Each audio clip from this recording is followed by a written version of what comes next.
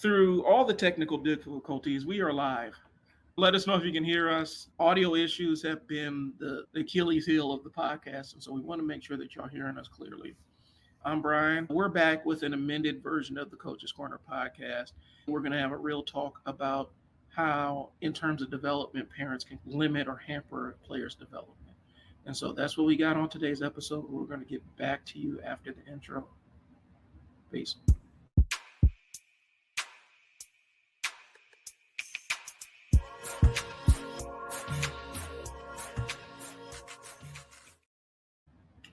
All right, y'all, my name is Bryon. Together, we're the co-owners of Coach Moe Athletics.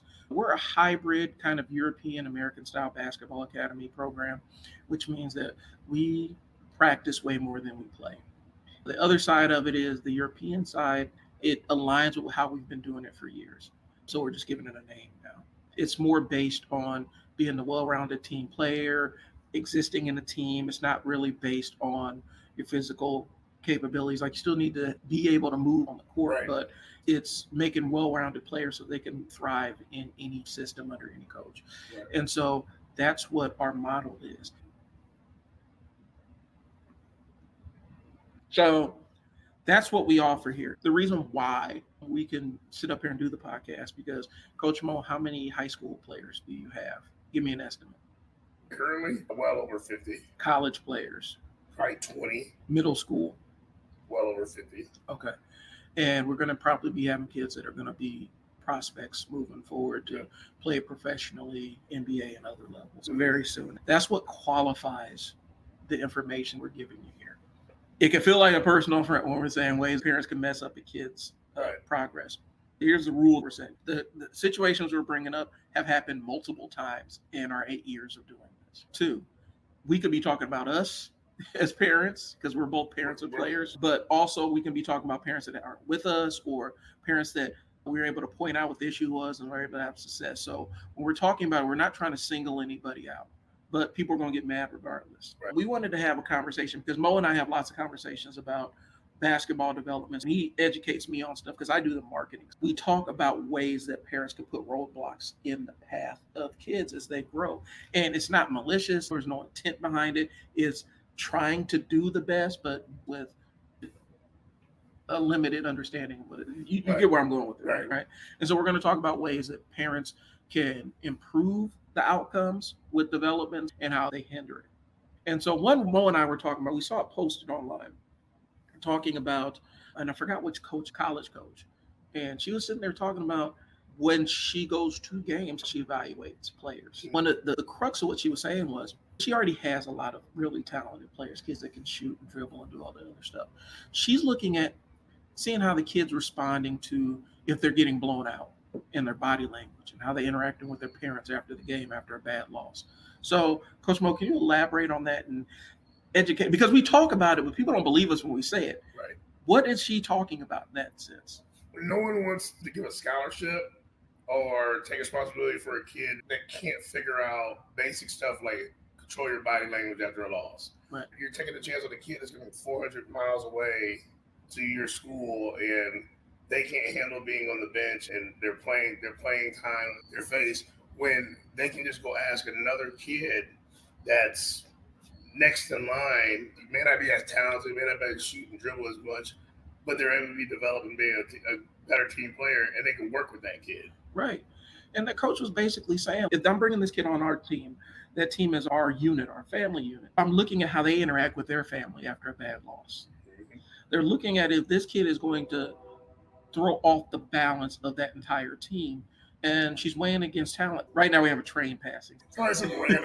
But she's looking at it from the aspect of, as she starts moving towards the top, the talent starts balancing out. Right. Like, there's going to be people that are more talented and they're just at a higher level, but that gap becomes smaller. She's looking at the body language and things to make sure that this kid is actually a good fit for their program. There's only a few Caitlin Clarks and Angel Reese and Asia Wilson. There's only a few of those that are ready to step in and do something like that. So how do you fill in a team with the other 4, the other 3? I need to find somebody to fill in that way. Right, and that's what we're talking about. Will this kid disrupt my locker room? And that's basically huge thing to bring will they disrupt my locker room? Because that will make or break a season. Are they coachable? Yep. If I put this kid around my staff, are they going to be receptive to what my staff is saying? Right. Or are they going to, and then do I have to deal with the parents and stuff like that? And so they're looking at all these other factors. Parents, if you take your kid out to one of these national exposure tournaments, Mo can explain it, articulate it better than I can, but I'm imagining with some of these national exposure tournaments, they're more like all-star games. Yeah. And kids come in with different expectations. Games can get really lopsided really fast. They're evaluating each kid on the court, but not really checking what the score is as much. It is so hard, and people get mad at them, but a lot of the coaches I talk to, it's so hard to send kids to those things. Right. Because there's not a lot of defense played. They can put you on a stack team and you look good and you won, but you're hiding. Or you're on a team where you get exposed. And maybe you do get on that team where it's really not the greatest team, but you're standing out by clapping for your teammates, getting back on defense, hustling down the court. You might outshine some of those kids on that stack team. They're looking to see how you are on the bench, if your body language is bad and all this other stuff. And the coaches are evaluating that to see how you're going to mix with their program. It gets old. We've had kids in our program that's came and gone. Every single time you set them down, they're slapping a chair. They're upset. It's like, if you can't stop this now, it's never going to work for you in high school. And we're talking about how the parents can help out. The kids raising hell, are the parents there to get the kid back under control and teach to it? Or are the parents raising hell too? Are the kids and the parents both raising hell? Those are the things that they're looking at. It's modeling the kind of behavior you want these kids to demonstrate across the board. Sometimes it means dialing back on your little superstar. Right. And there's a pendulum on that, because you can go the opposite way, where you're tearing your kid down actively. I've seen it where parents are actively heckling their kids in the stands, which is ridiculous. Right. It's making sure the way you approach it is balanced. And basically, the kid is being watched from the moment they walk in the door. Right. At these places. Spread it out to every other tournament, because you never know who's in the crowd watching. Right. The kid's being watched the entire time. And the kids are watching the parents. If you're in the car before the game, I always try to have an environment of peace before the game. We talk about stuff that even basketball sometimes. I say, you locked in, ready to go? Then I talk about something else, like something common. Put your headphones on, son, if you're going to listen to your music, something common. Like, so if he's modeling me and I'm sitting in the car, man, I hate how the coach played you last week. They need to put you in a different defense. They got to give you the ball every time. That kid comes in with this this expectation of your expectation, but not what the coach is asking him to do. Right. And so you're, as a parent, you're actually hindering that kid, because now in his mind, he should play me a little bit more. I need to make sure that, all right. So I had to switch. The mic was on some other channel. So if you're having trouble hearing us, let us know. Continue on. You have to maintain an environment of peace within the car. Before you game, Pete, you cannot come in here worried about what the coach did 2 weeks ago in a tournament and talking to your kid. No matter how cool, calm, collected your kid is. Like, I know Bryan's kid does with my nephews and nieces. My nephew's real laid back. He's real laid back. And he knows my older laid back. But they listen, and eventually that laid back is like, that doesn't mean that they're not listening. And so eventually you get into a game and the coach tells him to go left and he goes right, because in their mind they're like, well, Dad said this is the way I'm going to get a scholarship, or Dad said this. So you have to calm down, and there's a way to do it. It was one game. Let the coach and the kid talk about it. And if it's bigger than that, then we have a conversation. But if you're already coming in negative, your kid picks it up. And that's what we're talking about, is how parents can set the stage and help out with the development piece. So we've belabored this one, but there's other ways a parent can hinder. I want to get into this piece of it. When you introduce inconsistency with the training, and there's different ways we can be inconsistent with the training. The example I always use, is it easier to learn algebra from one teacher or 7 teachers? Right. All starting with their own method at different places. It's one. It's always one. Sometimes when you're trying to expose the kid to too much stuff, you can hurt them. The other side is, sometimes a coach is judicious about, okay, we're going to play here. And they're choosy about where the team plays, because they want the kids to have a good experience, but they also want them to learn. Sometimes they'll make an audible and say, this ain't the best experience for us. Let's go back to the lab, get some work in, and then we can come back. Let's speak to the multiple coaches playing for different programs. You hit it right away. You get a lot of different coaching when that happens. I respect coaches that coach kids. You may coach defense different than I do. You may relay the way you coach different than I do. And now they go to a third team. So now they got used to me, they got used to you, and now we add a third person. And what I always hear back from the parents is they're just getting reps in. They're getting reps in. The more reps you get to play. That is the American style. Like, let's play a bunch of games. Right. Let's play a bunch of games. If you don't slow down and say, wait a minute, let's reduce the amount of coaches that we have. Let's listen to this one. Let's play after we train and see how it goes for a session. And then you can talk about adding maybe a different team or different coaching. But right away, to have 3 coaches to start off a fall season for 3 different teams, nothing's going to help. I've seen the young man put on 4 different jerseys. Yep. And struggle in 4 different games. At least you got to dominate. Your kids may be able to just do marathons and all this other stuff. As the parent, you have to put some controls around this piece and limit how much other stuff they're doing. More isn't always better. More training isn't always better. More games isn't always better. You have to go where there's an approach where you get days off. You're allowing for different coaching styles, because we've had it where we've gotten a kid back and they have been coached. They're with us. They have other coaches, and they were playing a style that the other coach had for them. Right. And it completely did not align with the stuff they had learned from us. It put us in a weird situation because now the kid goes from being a star on the floor in their role to a potential liability. Right. We're looking at the consistency piece of it.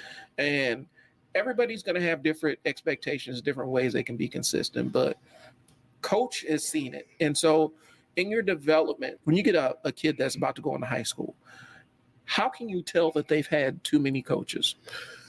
You can tell by, for one, they're not having fun.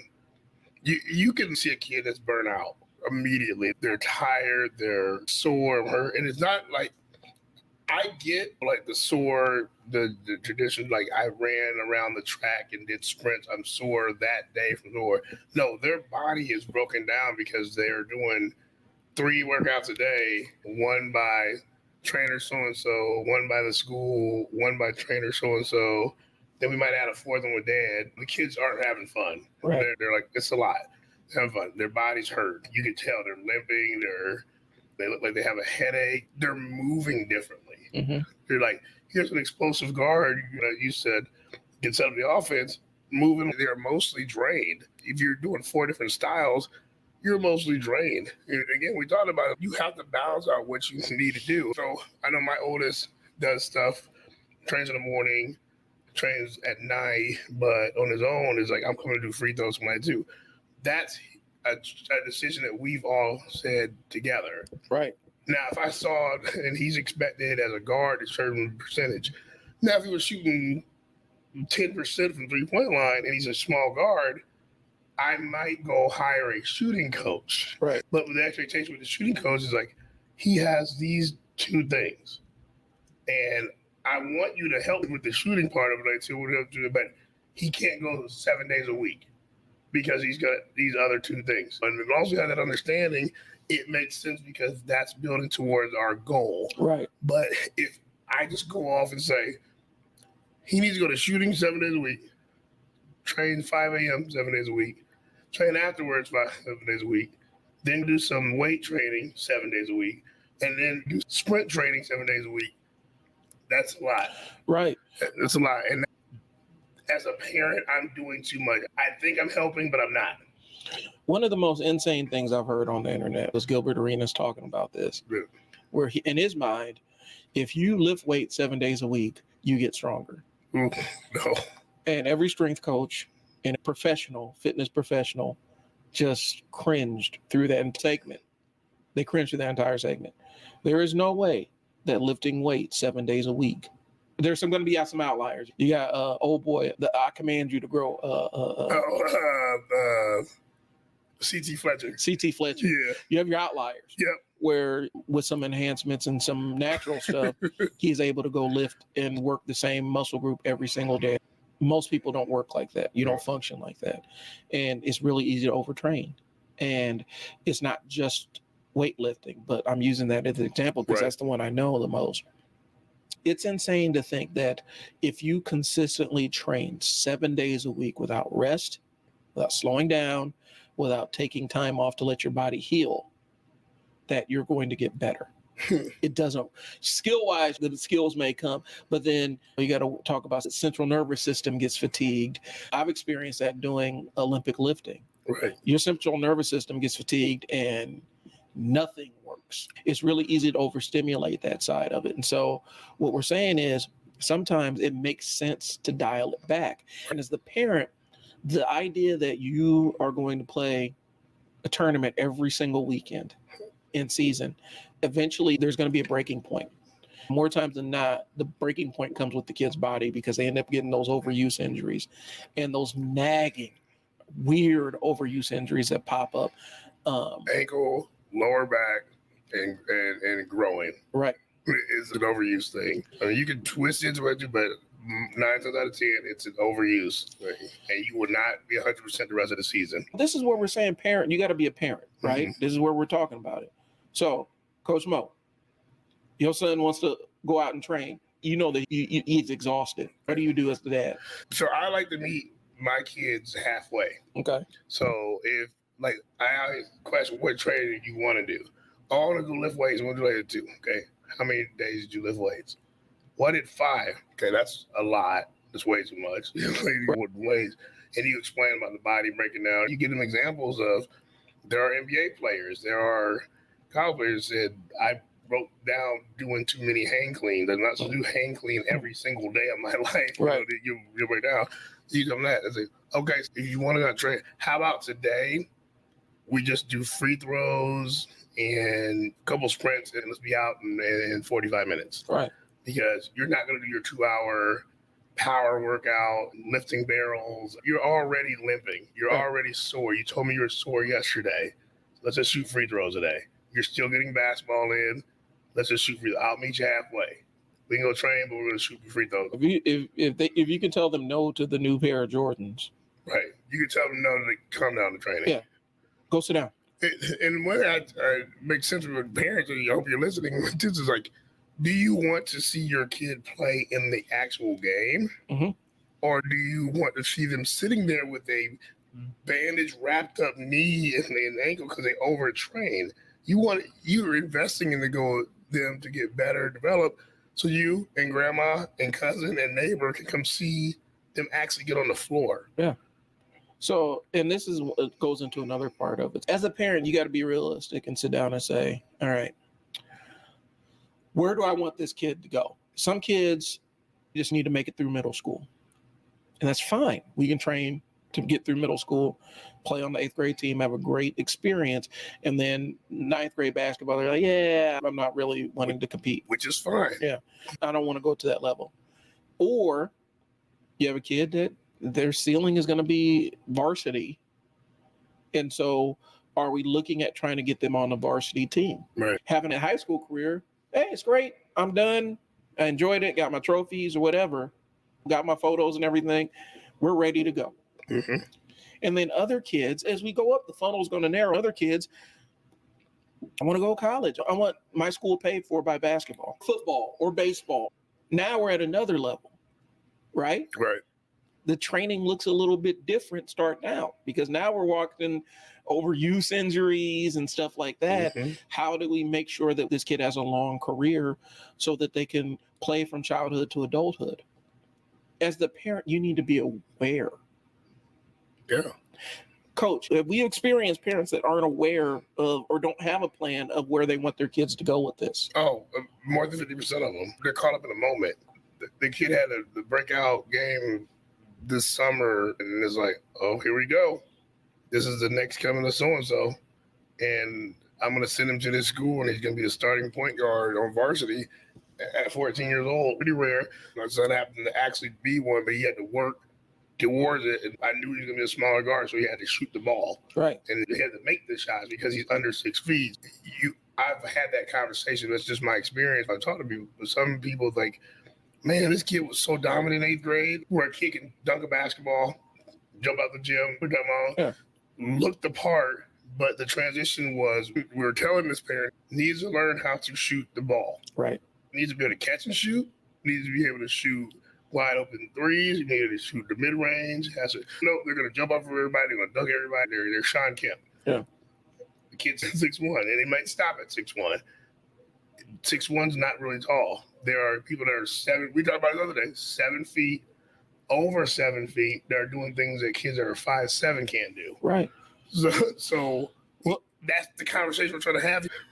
It was no self-control. Yep. No sense of accountability, cutting the coach out of the discipline when it came to behavioral things that affect their ability to get on the court.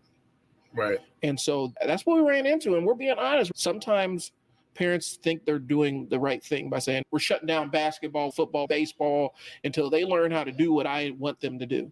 And you cut the coach completely out. Well, if the plan is to have them have a high school career, you can't do that. Your ego has to get out the way, and how you're setting your way. Our parents used to say, being set in your way. Yeah. That has to go out of the window with your kids and sport. Your coach has to know what's going on if they can help them. Like, oh, he didn't clean his room. He's in 10th grade. You can't not have him go to practice in 10th grade. He'll get cut from the team. Right. Well, that's his consequence. I get that, but he gets cut from the team in 10th grade. That's it. Are you willing to have him cut is this the battle we're going to have? Or do we want to put in some other consequences and call the coach and say, listen, they're not listening at home. Can you help enforce some of this stuff? Because that's the reality of what we're dealing with. And so I think we've been cut out. If you have a coach that never has any interest in the kids' discipline or behaviors outside of them, you need to find a new coach. Right. The coach needs to be actively involved in that piece of it and actually give a damn about it, because they're crafting the young men and women of the future. And if they're not willing to hold them accountable, they don't need to be leaders of young men and women. Right. That's how you end up getting nightmare scenarios. Because here's the thing. If this kid succeeds at the level that you want them to succeed, and they finally become that rare breed that makes it where somebody's actually paying them millions of dollars to play their professional sport of choice, guess what happens when you suddenly get $1 million and you have no sense of accountability? This is what we're trying to tell these kids. You got to know what level your kid wants to go to. What is the plan? Because there's steps to take. But if you don't know, your kid might tell you one thing, but you got to sit down and ask yourself, like, you're paying for. Here's the deal. If your kid doesn't get a scholarship, you're paying for it. Did you talk about that plan? Because you're 5'2" guard that's a junior in high school. I don't know too many 5'2" kids getting a full ride scholarship for a D1 college. I had somebody look me dead in the face, a kid, because I've done residential and stuff. He looked me dead in the face and told me that his older brother that had been cut from every single team that he had ever been on for behavioral stuff was trying out for the pros. He was taking the summer off, skipping college to work out so he can try out for the pro team. Everybody was holding back. Right. And it was everybody else's fault. Y'all, that's ridiculous. And now colleges are at a point now where a kid might be getting 6 figures in college. How equipped is your 15-year-old in 3 years to possibly get 6 figures in the bank? Right. And the competition is there's still competition there. That's what I'm like. You have to be aware of what's going on with your kids and the surrounding. Your kid's been training all summer. They had summer basketball leagues for the school. They've moved 3 of his friends to JV and varsity. Your kid's on freshman. Right. They all came in together. Your answer is more training from everybody that contacts me. The other kids probably haven't done that. They probably have 1 or 2 trainers. They're doing their school stuff. They might play for a little summer team, but they have it set where it's not a million different things. Look at the difference. And these kids are leveling up. They're not as tired. They're not as sore. You got to be observant, parents. You got to really, and then the afterwards are like, why aren't you on JV? These kids know exactly what's going on. The coaches will tell you at school, Oh no, man, they don't like me. We're done with that. They told you you were the slowest one in the group. Right. Oh, I'm sore. I went with my trainer that he had a weighted vest on me today, and we go 7 days a week. Was that part of what the school asked you to do in the middle of the season? Well, no, but the trainer said he got people overseas playing. You're a freshman. Right. Like your 6 a.m. workout at school is plenty to do right now for the school stuff. Now, if they want you to lift weights after school, you do what the school says and lift your weights after school. Now, I'm thinking as a parent, they had a school, they got to do their homework, got to keep their grades up. Now, at 6 o'clock, when they're done with their thing, you want to go out and shoot some shots, you want to do, there you go. Yeah. But just say, nope, you get home, you eat for 30 minutes, you're going to go to your shooting coach for an hour, you go to your dribbling coach, and then you're going to go to one of your 2 teams that you play for, and you're going to do their practices. Well, I'm tired. Yeah. Some of y'all, okay, and some of y'all ain't hip because we're old. We're old men. Right. Y'all ain't hip to the story of the Bionic quarterback. That was, yeah. Where a dad, through force of will, and it's not like the balls or anything like that. I'm talking about through force of will. Dad said, this kid's going to play in the NFL, and tried to regiment his entire existence to play in the NFL, and it worked for about a season. Yep. Then the bottom fell out because this person got into the NFL, had more money than they've ever seen before in their lives. Dad ain't around, or he can't tell you what to do. Yep. They relived their teenage years, drug use, yep.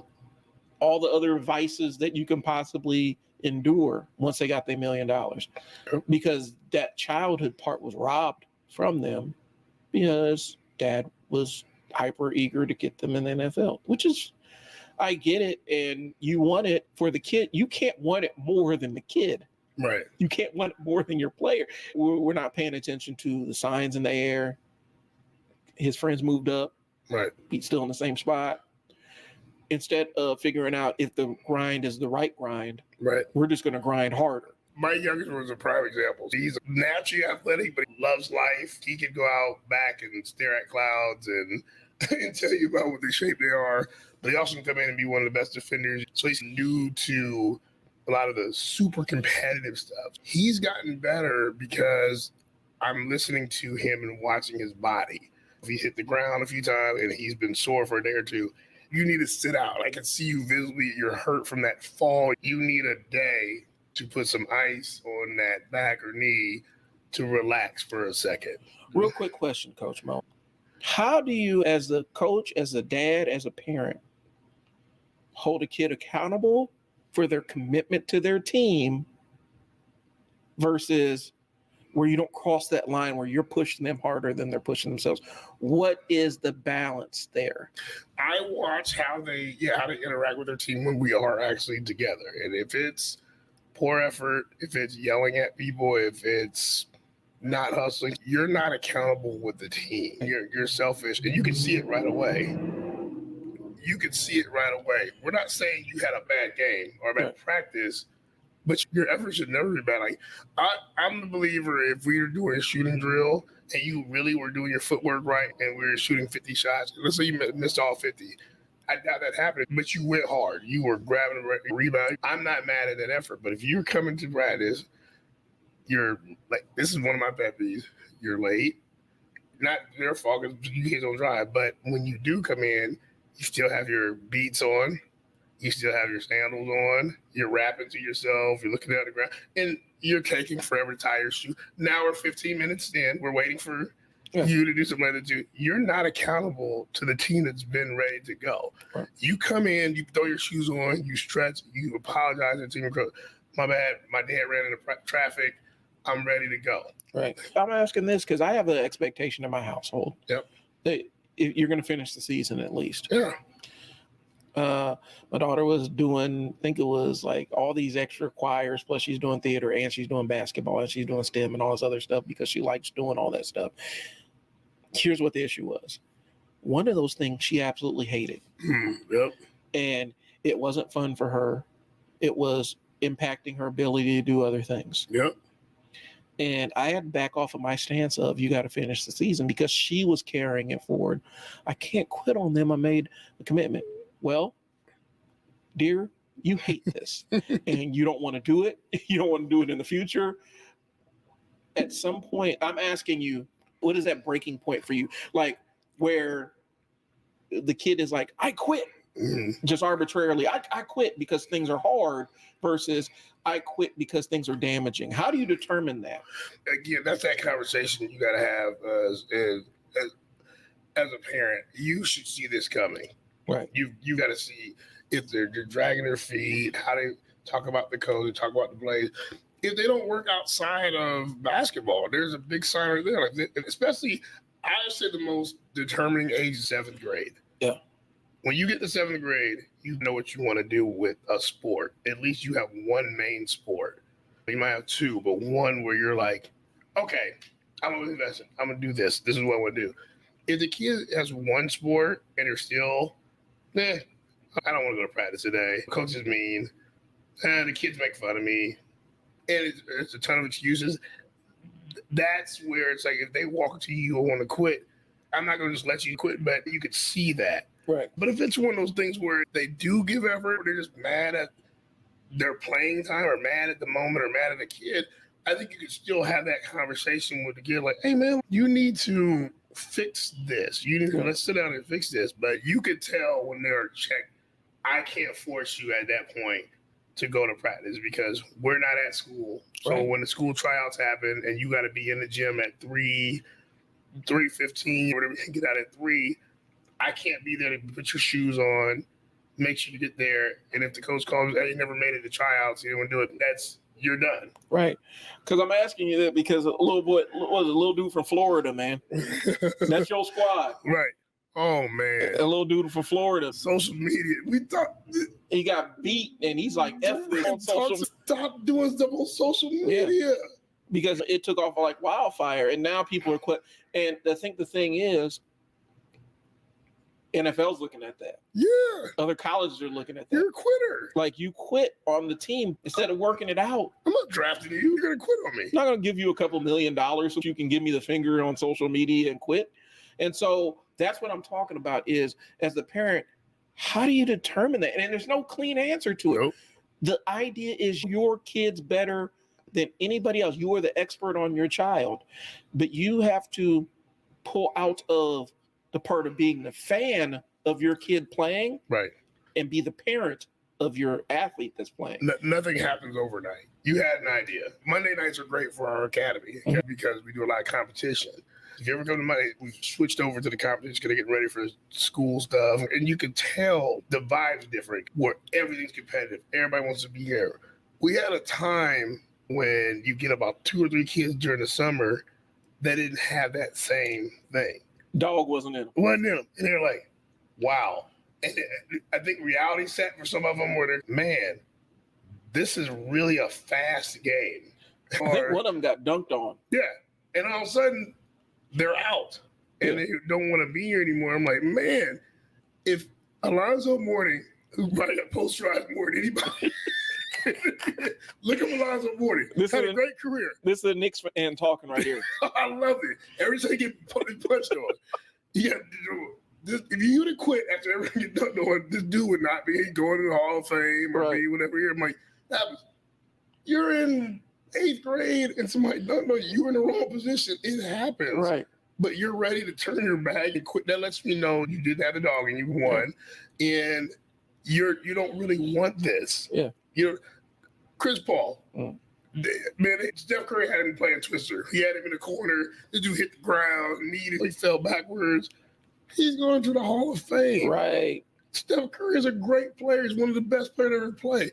He didn't get on the news and like, I announced my retirement. What happened, man? This dude had me fall on the ground. And like, it happens. Right. It happens. But if your kid can't handle that, we're finding out early this may not be for that kid. Well, that's that certified smoke ducker, where you're a certified smoke ducker, where as soon as it gets real, you start. And Monday nights at Academy are a proven thing because we're in our building and it's a half court. It's a closer environment. There's a level of interaction and competition and people pushing harder.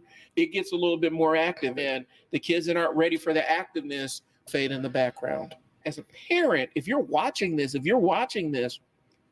spectating this and seeing your kids ducking it and not really with it, the speed of the game might be a little bit too fast for them. Yeah. And it may be an adjustment mentally where they need more reps to get comfortable, or they might start checking out. Talk to your kids. Do you want it more than your kids? I've talked to parents where they'll tell me, Grandpa played, Uncle played, I was listening to this. And you look at the kid's like, I like tennis. Yeah.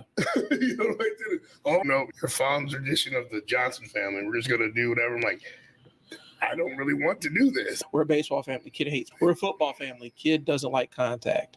Dad played football and uncle played football and cousin played football. He's going to go play football. He hates football. We're a volleyball family. She doesn't like volleyball. And so let me this is what you talking about. I love that. So here's a connection with all that. We talked about this. All coaches talk somehow. They know each other. And it's like this spider web. So everybody kind of talks in a web. You think that you don't want to hear the answer. The kid just flat out said, I don't like basketball. I just don't want to do it. Instead of listening to your kid, it is now blame the coach. Yeah. Oh, it's because you made him lose the love for it. He doesn't want to be here. So why are we putting him in a game if he said, I don't want to play today? Yeah. You could ask the other 8 kids and an assistant coach. The kid flat out said he doesn't want to come into the game. I'm not going to play, but you're not listening. I'm out of here, coach. Thank you. I'm out of here. I'm going to go to the next person. The next person calls you the night before, like, hey, this kid showed up. I don't know, he did. And I don't even say anything. I'm like, good luck. And I get a call 2 days later, like, he quit on me. He quit. I said he couldn't start because we already established team and he has to work hard. Quit. So then they go to the third team. Right. And it's connected. It's connected. And then the bad thing is, like, that son might be good at basketball. Now the daughters in other sports, basketball and volleyball and tennis, and now they get a rep of this whole family likes to jump around because they don't want to hear anything. Now they're uncoachable. And once you get that, that's hard to break. Well, we've had kids quit on the sidelines and parents are mad, like they're not getting enough playing time. He just quit. They just said they didn't want to go back in the game. Well, I wish we had to start doing that this season. I want to be mic'd up, and I want the kid to talk into the mic, like, tell your parent what you just told me. Right. These kids will say how they feel when they feel comfortable about saying it. Yeah. They'll just blurt it out. I don't want to play anymore. And coach doesn't have time. The coach on the sidelines doesn't have time. Even the assistant coach on the sidelines, they ain't got time to go through all this. Okay? They don't want to go back in the game. Next person up. Yep. And they might check in after the game. Hey, you okay? You good? Things going good? Yeah, I'm fine. I'm just over this. Well, they won't tell the parents this, but they'll tell the coach this. Right. This is what we're saying, y'all. It's checking in with the kid and understanding and having a good sense of it. We're going to have to wrap it up because we both got, as dads, I got school pickups. We're going to put a pause on this conversation. This will be part 1 of this podcast. Yes. We'll come back for part 2. If you got questions or anything, hit us up. I'll drop the banner. It's coachmoeathletics@gmail.com, or just leave a comment. We're trying not to do too much plugging the services, but tomorrow we do have tryouts. We're bringing back the elite team. This summer we were on the fence with the concept of CMA Elite because of some other stuff that was going on. We decided that we wanted to rebrand it and get a little bit more control over the concept. So we're bringing back the elite team, and we're going to be rolling with 2 major teams. We're going to have the black team and the elite team. Yep. And we're having tryouts tomorrow. Tomorrow. Saturday at St. Luke's from 1 to 3. It's directly across from Burke High. Yep, and you'll go into the east. No, not east side. South side. I think so. South side, yeah. The door will say gym entrance. Right. You go in there, and so we are looking at 6th grade boys and girls, right? 7th grade boys and girls, 8th grade boys. Your current grade, 8th grade boys. If you feel like I'm 5th and I'm right there, show up. So you're like, I'm right there. If you want to play up, we'll see you. Right. Come up and don't not come in. I've had questions about extra 2nd, 3rd, and 4th grade. We have those teams here. Give us a message and let us know, and we'll tell you when to meet. We have academy days, and myself and Bryon will respond to your email and tell you where to come. Heading into the season, this trial is going to determine what our teams look like. Yep. If you absolutely can't make it, you need to contact Coach Moe, but we can't always guarantee that there's going to be another tryout after this. So if you can't make it, contact Coach Moe and make arrangements so we can figure out what a tryout looks like. But this is our last tryout before we grow into season, because we need to have our rosters, because other teams have been practicing for a month now. Expectations is, if you make a team, you have to get registered. We're going to expect a commitment pretty quick, because we're trying to move forward with the elite and the black team. We're going to be doing some things with them and challenging them a little bit more. We just want to make it fair for people coming from outside the organization. Maybe there's something we haven't seen yet, or kids that we're not aware of. And so we're trying to have the tryout to introduce new people into our system. Understand, when you come to us, we're a training program with a basketball component. So we train and practice a little bit more than we play. So just be aware of that. And deny what you want. Like, you can look around, deny what you want. Go through our page, look at our athletes.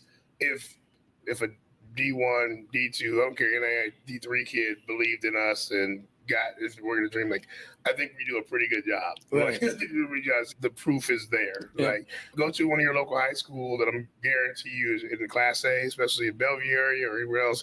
You're gonna have some CMA kids on those rosters. Right. We're refining our model, but our model works, and we've proven it works.